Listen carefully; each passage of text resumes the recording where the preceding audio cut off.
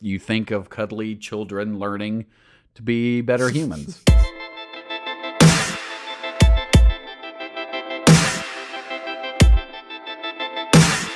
The Ponder Freak Podcast starts now.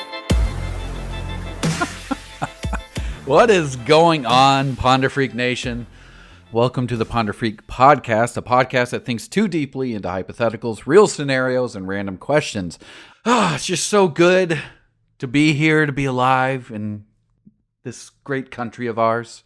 This got a little patriotic. I'm Stephen Kelley, your first host, and your second host, Hemi, is also here. You know, I always wonder if, because there's always a pause, and I wonder if you say your second host and you want me to be like, Hemi in this bitch. Like, I always wonder if you want me to introduce myself or if you just do it for like dramatic pause. Like, your second host, who's it going to be today? Hemi. Both. A little bit of both. A little bit of both? Yeah. All right, fair enough. So you can jump in whenever. And then also, a dramatic entrance always sounds good. I'll jump in. Yeah, well, that's essentially what I did by just bringing it to the forefront that I've wondered this for quite some time.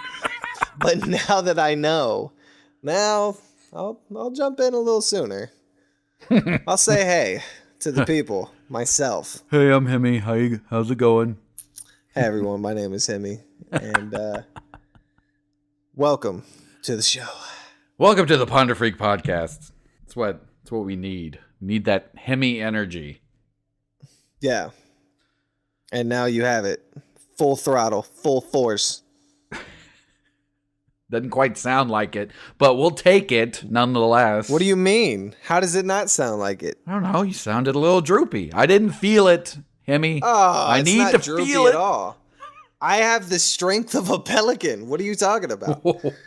Okay, someone needs to do the math on that. What? I want to know what the actual strength of a pelican is in reference to a human. Pelican strength, bro. They fly better for sure. Agreed. So they got to be stronger. They lift their own body weight off the ground. Okay, that is that is not a fair comparison.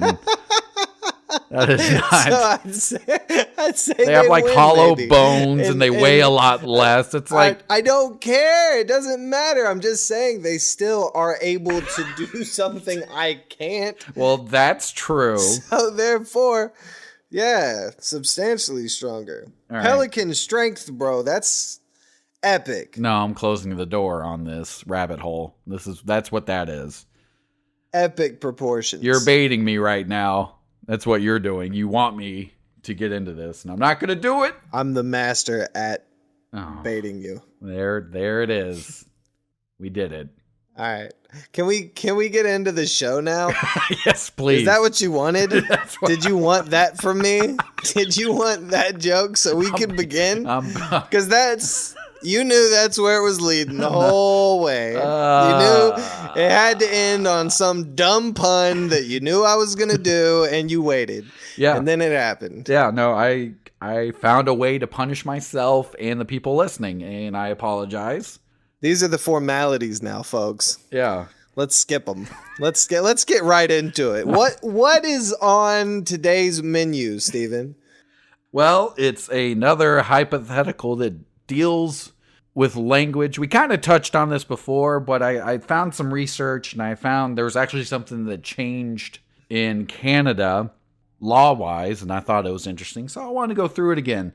So I'll just do a little background story just to kind of give you the feel of what this world would be. All right, so you wake up, and the birds are singing. It's a beautiful day. You get up, you throw on your clothes, or shower if you're one of those people that showers. And you throw on your work clothes, and you go to get a cup of coffee in your kitchen, and your wife or significant other is there, and you're like, fuck you. And they're like, they laugh, fuck you too. And you smile at each other, and you get your coffee, and you go out into the world, and let's say you wait for the bus door opens, and it's like, Shit, are you getting on? Bus driver says, yeah, 1 fucking minute. And you both laugh and get on the bus. You're riding, someone's sitting there, and they're like, can you move your fucking arm? Yeah, no fucking problem. You both smile. Just another day. You can probably get at what I'm trying to say here. That the F word is acceptable and encouraged. Just a world where there's no censorship, and there's no restrictions on profanity. So basically, profanity loses that edge. Right. So in Canada, on their French radio, not all of Canada, I should clarify, on French radio, they are allowed to say fuck. I fuck with it. And the reason is, with French Canadian, fuck is said so often just in everyday language, which cracks me up. I want to find like the oldest French Canadian grandma and just see how she talks. But apparently they just say fuck all the time about everything, and they're like, it's become just a common word. It's not profanity anymore. That's amazing. And they're like, it just doesn't have vulgar connotations anymore. And so that's what it is with me. Right. That's how I feel about it. I literally just say it like, oh, that was fucking crazy. I'm not like, that was wrongfully crazy, or like, you know what I mean? Right. I actually just meant, yo, that was crazy. I just needed a space filler, and I used fucking. That's the word. It was actually literally that meaningless to me. So I had no connotation for it whatsoever. And I feel like when that starts happening, that's when words start losing their meaning. So it can't be that bad. Right, exactly. So it can lose it. But for sure. Looking into the psychology of it, which is, it was kind of mind-blowing. So, like, in this case, it's just you and me talking, shooting the shit, as to say. And we cuss, right? You don't say. You don't fucking say. So the turn of phrase you decided to use was shooting the shit. Right, which was on purpose. But here we are. But it turns out we need profanity. And a leading researcher, he's like, amongst friends, let me try to say that word again. I can't do amongst and friends for some reason. Amongst friends. When there's camaraderie. Toy boat. And people cuss, they feel more connected. And it's just because of, it's like, oh, here, I'm unfiltered. I'm not at work and stuff like that. I'm sure, your work experience, has there ever been a time you're like, I would love to cuss this person out? Oh, yeah, for sure. No, I was going to mention from two angles, from that, with that perspective. Yeah. There have there was this one dude, to answer your question. There was this one dude. I used to work, I don't know if I should legally say the place I used to work at, but I used to work at go ahead. I used to work at a place where we sold printers and other items. Okay. And I ended up dealing with a large man customer that was like, he wanted a printer, and I was trying to help him with it. And then I went to go show him what ink the printer needed, because that came up in conversation, and he was just being kind of rude, like throughout, just like certain ways that he would respond to me and what have you. Yes, like a passive aggressive. Yeah. So, I'm talking to him about the ink, like when I pull him over there to, talk to him about the price of the ink, because that matters as a consumer. Like, ink is what you buy all the time with a printer, so you should know the cost and what have you. Well, in mid me talking about that, he just kind of like interrupts me, and he was like, look, do you want to sell me a printer or not? And he just starts to walk away. And as he went to walk away, I genuinely thought, no, I don't want to sell you a fucking printer. Fuck you. You're rude as shit. Leave the store. No one wants to help you. Like, of course, that's what I want to say. Right. But I don't, because I can't, and because I was a manager. So I had to wait until the next manager got there to like pass the dude off to him. But that situation never occurred because that manager took a long lunch on that particular day. So, yeah. But such is life. But yeah, I definitely wanted to use profanity in that situation. But yet again, so then the other way of looking at it is I've had customers come into the store and they would start to tell me a story and they'd be like, oh, I fucking hate that shit. And I'd be like, yeah, me too.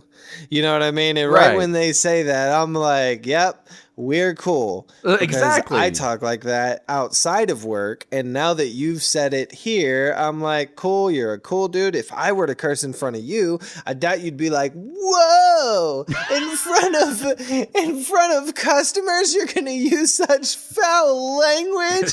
Bitch, you use it at home too. Right. All the time. Yeah. Like, stop being fake just because you're in public. So yeah, no, there's a crazy like it's not a stereotype. There's just a crazy perception of language and a lot of people, I don't know, man. They look at it a little too crazy. Some things in language I understand. Other things in language totally don't understand. Right. So what's interesting is, and that's what I wanted to touch on, was when someone does cuss in front of you, it's almost like, okay, here's the fake layer that doesn't cuss. Let me remove that. And like, what the fuck is going on? Right. And like you said, you're like, okay, they're being real with me almost. They're being like, okay, we could probably have a real conversation. We're not going to fluff each other. Right. For sure. For sure. So, and that's what they were talking about. And it was weird because what I was reading, it's like what you should, like when you should use profanity and when you shouldn't. And it's just like, well, fuck that. Like, who cares? Right. But in a professional setting, like, obviously, we're playing a game. We're selling stuff to each other. You're not going to use it then, just like you weren't. Well, yes and no, because I do want to comment because I've been in professional situations where I'm doing business with people and using profanity. Right. So it is doable, but yet again, of course, it depends on who you're doing business with, exactly, what setting you're in. If I wouldn't be the one to initiate it ever. You know what I mean? I would, if somebody else is more so in the position of like employing you for your services, I would wait until they'd say anything off color before you feel comfortable enough to do it. You know what I mean? Yeah. But at the same time, once they do, you'd probably have a cooler business relationship with that person. Yeah. You'd feel a little more comfortable dealing with them. Which to me is funny because like we're taught from a young age that someone that does that, they're not intelligent, they can't express themselves. Right. Which, I mean, some of the time, sure, you could label someone that way, but you could make an argument, right? But at the same you time, couldn't think of another word to fill in that. As I said, a space filler. I couldn't think of another word to fill in that gap. If I would have taken time and actually, tried to plan out my sentence prior to saying it and had long pauses, so I could do such a thing without saying or what have you, then But I prefer just to say fuck it. I still get my point across. And I think the main point of speech is the quickest way to get your point across. And I almost feel like sometimes using fuck or whatever as a space filler, the way that you say it, I feel like it expresses your point. Right. Quick as fuck. Well, you could say the word in so many different ways, right? So yeah, it's interesting in that there's not too many other words. Like you can't yell potty training and be like, "Whoa, that became a serious statement." Right. For sure. It's just potty training. It's just you'd be like, all right, a safe. You think of cuddly children learning to be better humans. That's it. Because if you're not potty trained, you're not a good human, is basically what Steven just said. See, now there's going to be an actual grandma somewhere that has issues. That's what Steven just said. Yes, Steven just said people who aren't... That was a very broad stroke. I apologize. He clearly didn't mean it. Or did he? Fuck! Man, I fucked that up. Or did good thing we have curse words.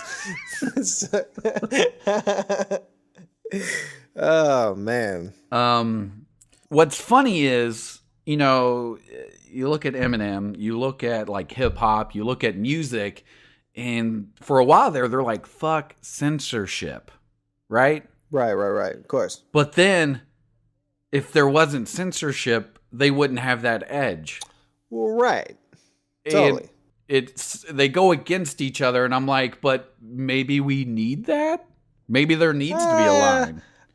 I'm gonna make an argument to the latter point, or saying that we don't need it, because you also have people fighting against slavery. Yeah. So do we need slavery? Like, so we can have people that's fight not and a be noble? good comparison. Censorship is not slavery. No, but I'm saying I think it could be, because like, why? All right, if we have the freedom of speech, Sure. why are we censoring? Because we feel certain words have a vulgarity or have a very strong meaning that not everyone wants to hear all the time. Right. And it's just like the rated R thing. Like there, they can kind of be like, hey, like show your ID. Okay, you can go see rated R. When it's just like open air radio, like anyone can just cut on a radio. There's no one there to check anything. So I think that's where censorship can help. But if we lose that censorship and the words do lose power, there is a big problem. Well, all right. So, but the world isn't censored, right? Right. So it's just like TV and stuff. So, but my point is, when you go outside, do you think it's excessive? Do you think people are being crazy out here in these streets? Well, it depends where you are. Right. No, totally. But that's what I'm saying. It depends where you are. Like, right. Society has kind of dictated, all right, cool. Like, we kind of see what is acceptable, what's not, blah, blah, blah. But sometimes you also run into those people who don't necessarily think that way. There could be kids around and they're like, fuck, blah, blah, blah. Oh, yeah, absolutely. I have slipped up before and said fuck and be like, sorry. You know what I mean? Because I get it. You don't want kids to say it, but you can only hide them for so long because they will be saying it, and they will be saying it without your knowledge. Oh, yeah. They're going to say things. They're going to make up new trendy vulgarities. They're going to make up new shit. Yeah. There's going to be all kinds of crazy shit. So then you're going to be like, what is that? Well, that's when you take the female and you put her in a bag. And it's just like, what is going on? Right. So I just ultimately, I guess the question is, why do we stork the kids? Why do we say, don't say it? And behind closed doors, we say it all the fucking time, and we don't care because it doesn't mean anything. But it can. It can. I get it. That's the weird part. It's such a weird... right, because, I mean, most of the time, I would argue, too, like you're saying, like, the words are harmless. But then, like, if they're said a certain way, they can mean more, which I think is good to have, too, because if everyone just says them all the time and they lose that mean more, it actually can hurt society. It can, but there's always going to be a fix. But like, we're assuming there wouldn't be a change. Well, I mean, look we at would make new... I mean, no, we already have something. We have emojis. I mean, fuck. If you're typing something, you know what I mean, and you use like a wink face emoji, oh, I get it. You're joking.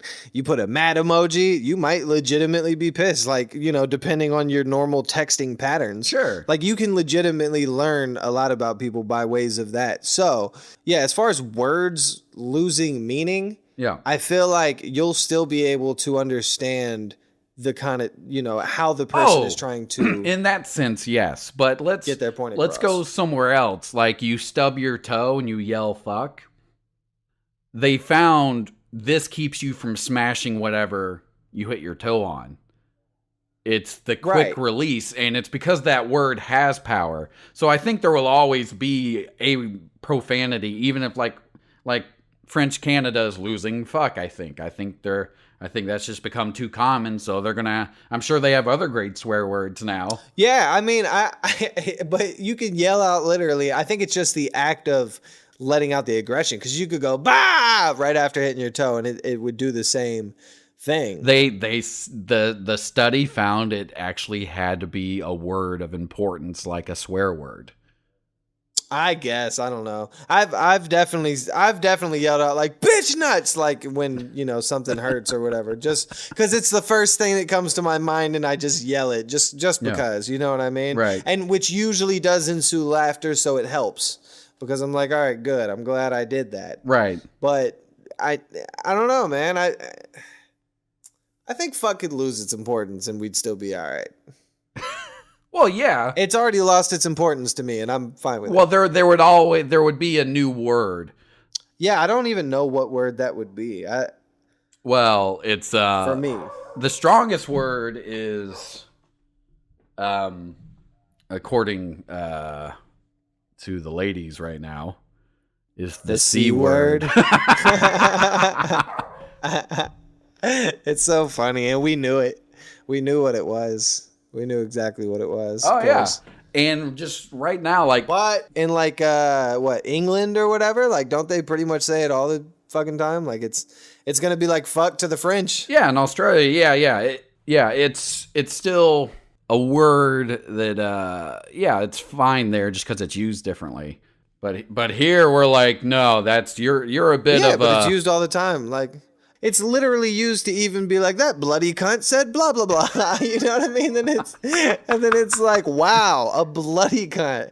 And like, that's so, that's very like crazy in America. If you were to be like, wow, you're a bloody cunt. Like, yeah, that's like, heavy. whoa. Well, it's funny. Bloody there would be censored because bloody's a cuss word too. There. Really? I didn't know that. So we say bloody, and it's just like, oh, bloody, whatever. Like a nurse says I thought bloody. it meant very. I thought it meant like extremely. I thought it was like a, you know what I mean? I thought that's what it meant. Yeah, it does, but in a cussing way. Huh. That's interesting. Right. And of course, like bellend. Bellend is also another cuss word. Oh, so bloody would basically be like fucking almost, right? Because... Yes. Oh, okay. Okay. I was trying to think of like a, you know what I mean? Because you wouldn't be like, you shitting bitch. You know what I mean? But fucking obviously works. And of course, anyone from these parts of the world, you could be like, no, you wouldn't say that in a nicer place. Yeah, for sure. Yeah, definitely call us on whatever bullshit we're saying. Right. For sure. Yeah, fact check the fuck out of us.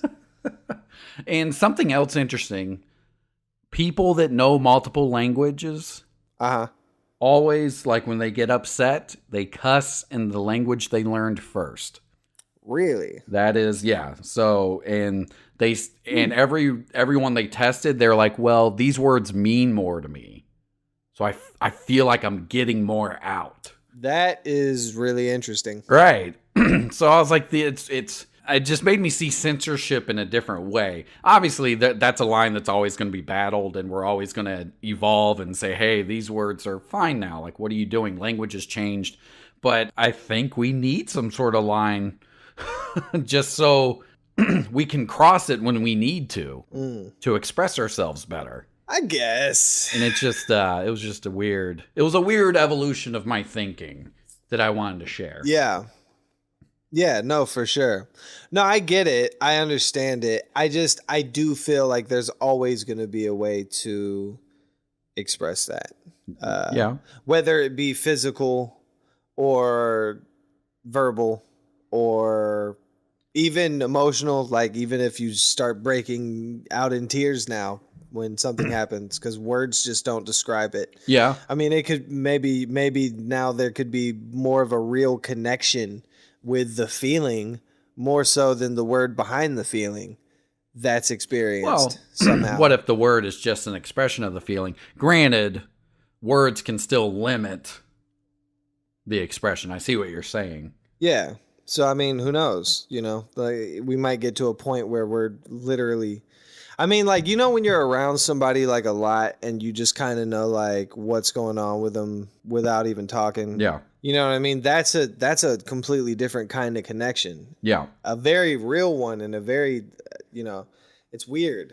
and it involves no words. So if fuck were to lose its meaning, I feel like we would find another way to be able to express whatever we're trying to express in whatever kind of way. Well, yeah, I mean, English changes every day, so we would have a new word that crosses the line if we lost a word. Right. Well, I mean, yeah, shit. Honestly, even hearing the word, Trump sometimes, people instantly get mad. If right when you hear Trump, some people instantly recognize that with racism and shit. Instantly now when hearing it. So, I mean, yeah, words can definitely start to take on whatever meaning. But conversely, some people hear the word Trump and they're like, hey, self-made businessman. You know what I mean? Yeah. So it's a very different thought that they get with it. So words have different meanings for different people, different connotations, different or contexts. Or do you remember that movie Kingpin? Kingpin. With Woody Harrelson. He's missing a hand. He was a bowler, and he teaches a Amish guy how to bowl. That sounds familiar. I feel like I'd have to watch it again, though. I'm really bad about remembering movies. This is a good example. His last name was Munson, and like he was going to be a star. Everything was going right bowling-wise, and then he meets Bill Murray, who tricks him into like gambling, and he loses his hand to some really bad people. And later on in the movie, because his life just goes to absolute shit, and he's trying to make something from nothing, and one of the characters is like, oh man, I hope we don't end up Munsoned. And the guy's like, what do you mean Munson? Like, why are you using my last name? He's like, like up a creek without a paddle. You know what I mean, right? Munsoned. You don't end up Munsoned. That sucks. And the dude was like, my name became such a negative saying, which is what you were just saying with Trump. And he was just like, man, fuck. Like, what? Why is this happening? Right. Yeah. And so Yep.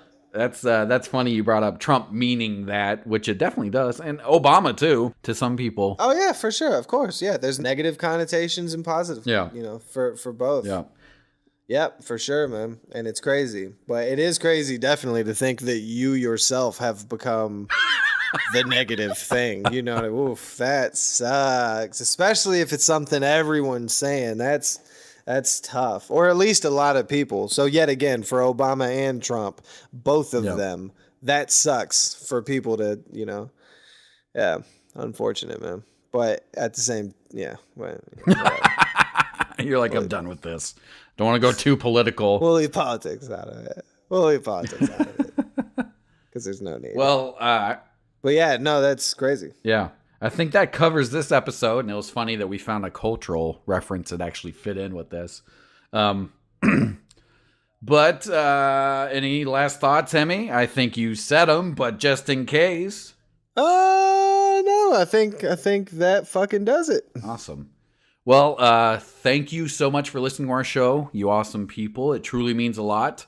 Find us wherever you find your favorite podcast, and check us out on social media. Just search Ponder Freak.